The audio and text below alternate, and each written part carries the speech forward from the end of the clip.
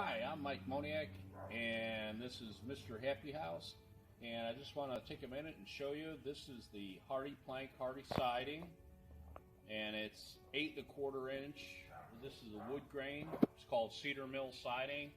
We use trim corners. This is 3/4 inch Hardie trim, and you might want to take a look over here underneath. This is called Hardie soffit.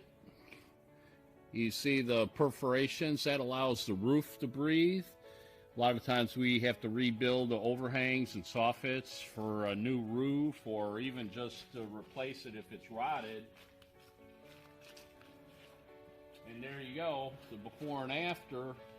We do trim corners around posts. We do like what is called a wrap. Come on, move the picture in. You see the corners. It's all wrapped with Hardie trim. This used to be T111 siding. What we did was we did a batten board, which is Hardie 1x12 band.